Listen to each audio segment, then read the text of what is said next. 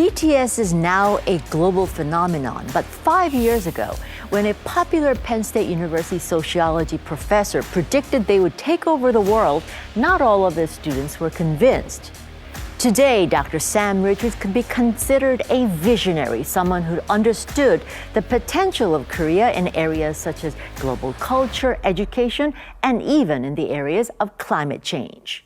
On this episode, our globalist is Dr. Sam Richards, who talks about why the world is fascinated about Korea and what else Korea has to offer. It's the 2016 award for our chapter's Outstanding Education Schools program. You can't say that. WPSU, Penn State. This is the conversation. We're talking about skin. Skin, look. Black, white, brown, politics, poverty, gender roles, culture, religion, love, society, sexuality, everything.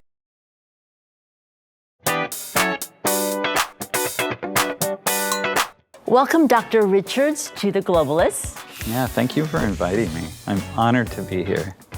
We are very happy to have you here. Let's start off with BTS. 5 years ago, I saw one of your lectures in terms of 5 years ago you noticed BTS, which was a relatively early aspect. Yeah, very much so. Of BTS. What did you see in BTS at the time? So I'm a musician. I started playing drums when I was 12, and I'm an amateur ethnomusicologist. So I listen to music from all over the world, including K-pop. I've been listening to K-pop for 20 years.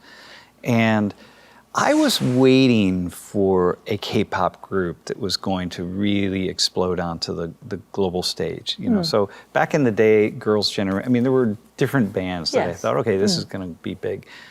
But they never were somewhere like the United States. And then one day, that one morning, I woke up and I heard on the BBC that the BTS broke the 24-hour download record that was set by Taylor Swift. And I sat up in bed and I said, this is it, this is the band. And I had heard of BTS, I'm sure I had listened to BTS, but I went into class that day and I said, okay, now this is it, get ready. So, dude, 45 million in 24 hours. Taylor Swift's record was like 43 and a half. How many have never heard of this band? Never heard of them. You want to know who these guys are. BTS is the band, and you're going to know them. Your parents will know them. Your grandparents will know them. It's going to be the biggest pop group probably in the world. But at that lecture, you said that when you asked your students how many knew about BTS, only 5 raised their hand. Yeah, 5 or 6 or 7 or something, and nobody did. But you know, a year later, I asked the same question, and about 2/3 of the class raised their hand. And that's how quickly BTS swept through. Yeah. So, have you heard the fact that BTS is now going to the military? Yes. Their fans, although they respect that decision, are heartbroken. Do you think that will have an influence on Korea's cultural influence in the world? Well, I'm careful about wading into anything related to the Army. Because the BTS fan club, the Army. The Army, not where they're heading. No, not where they're heading. Because one never knows what you might say that would disrupt the Army or anger them. But there's a degree to which, from the outside, many people associate Hallyu and the Korean wave with BTS, and in some ways only with BTS. So there are two things, right? One is that for BTS to not get an exemption and to join the Army like all other Korean young men, it really reflects the communitarian-oriented kind of moral space here in Korea. That you do things for the community. This isn't just about individual power and money and so on. So it's a reflection of that, and also it breaks the spell that Hallyu and the wave is really about BTS, because it's not, it's about Korea. And there are so many pieces of this wave that lots of people don't see. And so I think, for me, I think it's a really good thing. So it's a positive in a long-term view of the aspect of Korean culture in the world? Yeah, from a wider perspective. Yeah. But there seems to be a view both in Korea and outside of Korea that BTS and other bands like them, K-pop, is a young, teeny bopper kind of band, not to be taken seriously, and it would be a fad that passes. What do you think? Well, I was at KCON in LA and I went to my first K-pop concert. And first off, at KCON in general, I was surprised at the range of ages of people who were attending. And I was one of the oldest people there, but there were many, many people in their 30s, 40s, and 50s. And at the concert, you know, I had my phone less focused on the stage and more focused on people around me and just taking video of all the fans and how diverse the fandom is. And so I don't think it's just for young people. I mean, this is really good music and people are enjoying it, you know, in the same way that rock and roll was, you know, the foundation if we go back to the 60s and 70s, the foundation is young people. Many, many people were listening to rock and roll and other genres of music. When you look at Hallyu, and you look at some Hallyu that is, of course, represented by BTS, but is actually, it's a wave. It's a much wider wave than BTS. What is the essence of Hallyu? What is the main attraction of Hallyu to an outside world? All the pieces of Hallyu, of the wave, they all have unique Korean inflections on them. Not trying to be something for the rest of the world. It's like, no, we're going to do it the Korean way. And that is very unique in that sense, right? That they hold the Korean way, but put it out into the world. Now, mind you, when I think about K-pop, for example, K-pop is very much a mixture of lots of different genres of music, right? And so Korea has put their own spin on it, but in putting their own spin on it, it just becomes something that the world has never really seen or heard before in that way. And I think it's very similar with K-drama and K-film and just the nature of the storytelling that is done. But the criticism K-pop gets is that it is very cookie cutter. I mean, it's like something you would make in a factory, that all the K-pop groups sort of sound the same and they are, you know, all trained in the same way. And, you know, there have been many stories about this kind of factory-driven K-pop. What do you think? Well, you know, when I was at KCON LA, I mean, I wasn't even certain when the bands left the stage. And if I wasn't watching, I wouldn't know that we changed groups. So the cookie cutter piece to it. And I think for K-pop to continue, it's going to have to evolve in some ways because that's going to go away. The world's going to get tired of the same type of band. And the world, at some point in time, people around the world are not going to accept it. And what the people will turn their attention to is some new genre of music that is really a new kind of mixture. And maybe it comes out of Nigeria, or maybe it comes out of Turkey or Russia or somewhere. I don't know where it would come, but that's going to be difficult because there's an entire industry that is built around producing these bands in this music. And it's really going to be difficult for dynamic ideas around the edges to get back to the center. Well, Korea's pretty good at that, so we'll have to see what happens. Yeah. Well, if we move away from K-pop, K-movies, for example, the ones that have gotten the most attention, the ones that have won the awards, or, you know, some of the recent dramas, don't reflect the kind of Korea that K-pop does. They portray a very a different side of Korea. I mean, and some find that a little disturbing. Yeah. What do you think? Well, you know, Korea's going through a transition that is quite profound, moving from traditional Korean society to this new modern Korea with so many dynamic, fascinating elements. You know, if you want to kind of have an understanding of what the future is going to look like, then you turn to Korea. But if you want to understand what the past looks like in a traditional Eastern society, look to Korea. So there's this evolution, and I think because of the evolution, there are a lot of themes that need to come up. You know, I think about Squid Game and Parasite, themes of this transition from the old Korea to the new Korea, and it's not an easy transition. It's a very difficult one. And I mean, I'm sure you've lived it. You see this, and so what was is not what is not what will be. And so I think these themes that we're seeing in some of these films are reflecting that. And outsiders, if you're not following this shift from the traditional to the modern, then you don't really understand the power of these themes that are being addressed in the films. And from the recognition that these movies get, it seems to be something that a lot of the other parts of the world are also trying to face and trying to overcome? You know, the entire world is reckoning with modernization, but it hasn't happened. In most places, it has not happened as quickly and as profoundly as it has happened in Korea. Most countries have not gone from being extremely poor to extremely wealthy. And so therefore, it's not seen in the same way. It's not experienced in that way. And so we're all reckoning with it. And because Koreans are such good storytellers, you give us a way to put into words or put into visualizations, put into a story what we're actually experiencing ourselves. And that's why it resonates. That's why it resonates. That's why, you know, Parasite is such an awesome movie. And, you know, when I think about, you know, my travels around the world and the cultures in which I know very well, Parasite fits. I can take that story and I can put it in Colombia or in Mexico or in Ireland, and it fits. It makes sense. That's very interesting for Koreans to hear.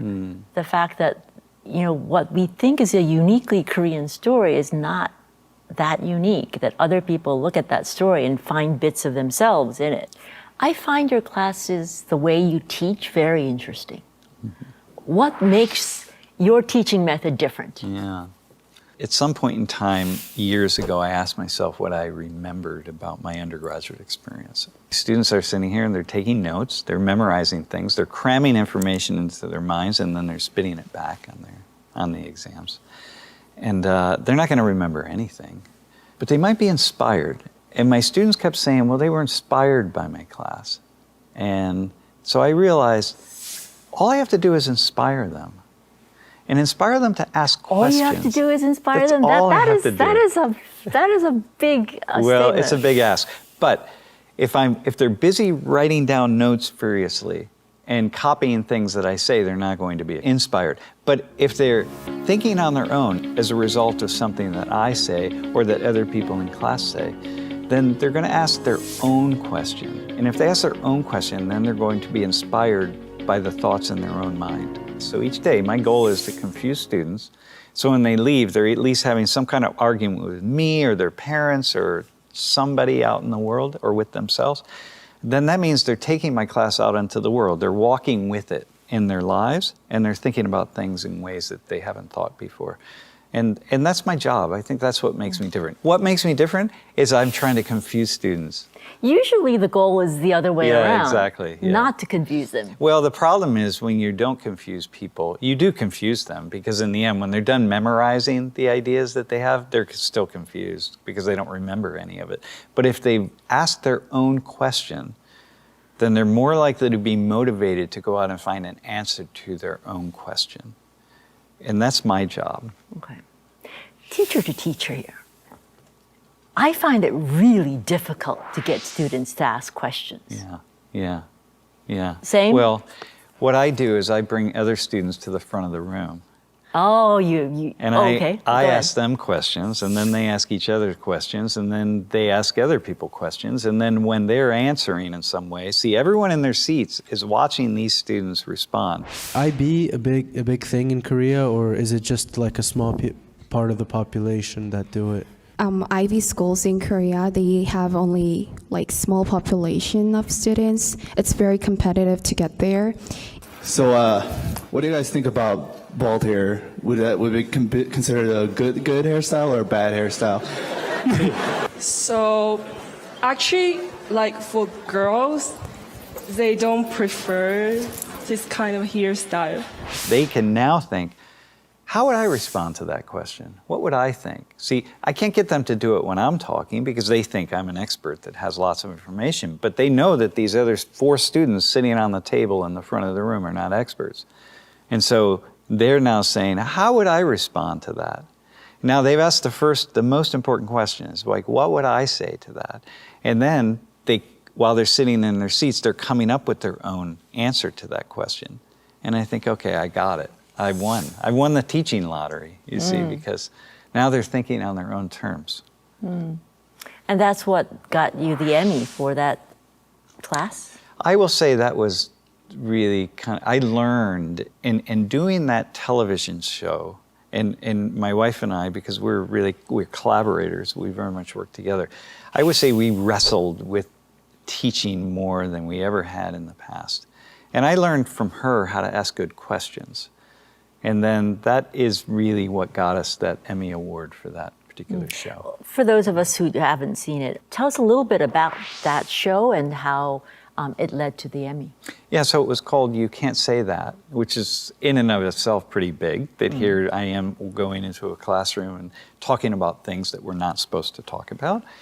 Such as? Such as race, such as skin color. Okay, this Emmy goes to You Can't Say That, WPSU, Penn State. I want you to pick out the darkest skinned person. Over there.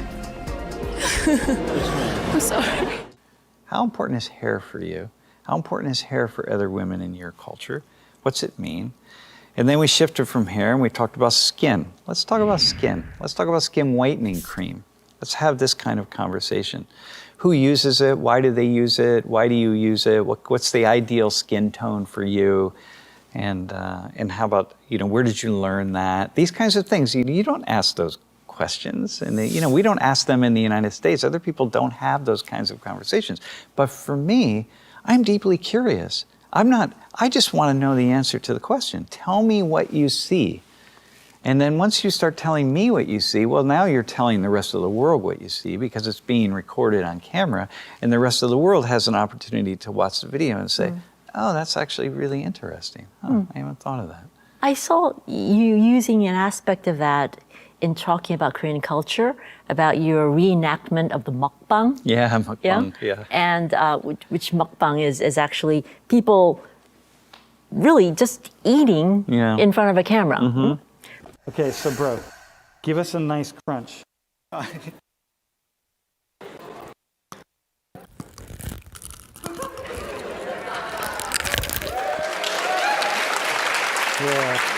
We're going to do it again, and we're actually we're going to do a fundraiser. I'm going to do it more seriously. Yeah. So why did you do that, and what was the most interesting result? Well, first off, 10 years ago, I played a mukbang video in class. I got onto a Korean site, and we found somebody eating live, and I just put it up on one of the screens, and it was there for 15, 20, 25 minutes, the whole class. So I'm having class, but this person's up on the screen eating. I didn't know who he was. I mean, he was just some random Korean person. And I find things like that to be absolutely fascinating. Why would somebody pay this person to eat? That makes no sense to anybody. Well, I knew if it didn't make sense to me, it wouldn't make sense to my class. And so this is the beginning of a conversation because people do pay and mukbangers make a lot of money. And so that was 10 years ago. So then we come back and we start doing it in a different way. So, it's all just curiosity, and that's just Korea. So I'll do the same kind of thing, but, out of Saudi Arabia or out of Brazil or out of Turkey or somewhere like that. Yeah. I've heard you talk very highly about Korea's fervor for education. Mm-hmm. Although I'm sure you hear from many Koreans about the other side of the emphasis on education, the difficulties of a society that puts too much emphasis on education.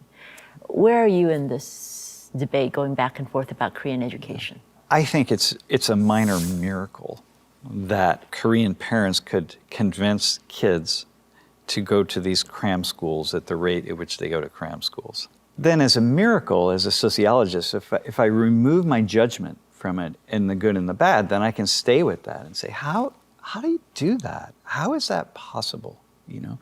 Now, it comes with a certain amount of opportunity and a certain amount of fear, right? And an awareness of what's possible, what opportunities are available to me, but also it's motivated by a fair amount of fear. And it's the fear that's a bit of a problem, as well as just spending so much time studying that really doesn't matter in the long run, probably. Well, my Korean students, who while they were in high school, they studied 2 to 3 times as much as my American students. They should be 2 to 3 times smarter. But on average, you can't be 2 to 3 times smarter. So then what happened as a result of that? To what degree did you actually then burn out trying to prepare yourself to get into college? Whereas many American students, they didn't do very much at all in high school like myself. And by the time I got to college, I was just really ready to take off. My engine was just getting warmed up. But what I find with many Korean students is their engine is worn out. And it's very difficult to sustain that once you get into college. And so that, I think, can be a bit of a problem. Yeah. But I did hear you say that if you had a child, you would send the child to Korea to study. Is it still? I would. I would definitely send my child to Korea. Even not because full of time. No, not for 4 years. But I would want them here for Just 1 or 2 years to experience it and to understand. Look, people in the West have got to understand the dynamic cultural sensibility and ontological orientation of people in the East. Just like people in the East need to understand the West. You cannot understand the United States if you don't visit and live in the United States. You just can't. And you cannot understand Korea if you're not here for a long period of time. And there's something valuable about Eastern ontology. It's this way of being in the world that a human being can push off against for the remainder of their lives. And what I find among Americans who have lived in the East, who've lived in China or Korea or Japan, they have a way of intellectual foundation that is just very different than the average Westerner, and very different in a subtle way, but subtle in a way that really carries them in a profoundly fascinating and important way. And so I would want my child to have that. I would want my child to be able to tap into, again, this ontological sort of vision, this beingness that comes out of Korea at any moment. And I think they would be better served for that throughout their lives. Well, I would want that too. I mean, I think in terms of a Korean raising a Korean child, I would want them to also experience a different kind of depth of another culture, another way of being, to widen their horizons, I guess, in a way. Lead into the empathy area. That would allow people to really see the world from another person's eyes, going to a different window. You know, I have Korean students who have really acclimated to U.S. culture. You know, they've been there long enough. Maybe they did 1 year of high school and they've been there long enough. And they're really Americanized. They're also Koreans. And so they can come back to Korean and be Korean, but they can also be Americanized in the West. And I think your whole life, you're going to benefit from your ability to tap into that part of you that became Americanized. It didn't change you forever, but it's something that you'll be able to tap into, and you'll always be able to understand the West in a Western perspective in a way that you would not have been able to do. It's a very positive, I think, aspect of it, education, what education can do. Well, thank you very much. And we really enjoyed having you on the show. I will say that I was very much looking forward to being on The Globalists. That is great to hear. And for me, this episode of The Globalists, where we bring people that help Korea be put on the map. So that's it for me. Sun Jie out.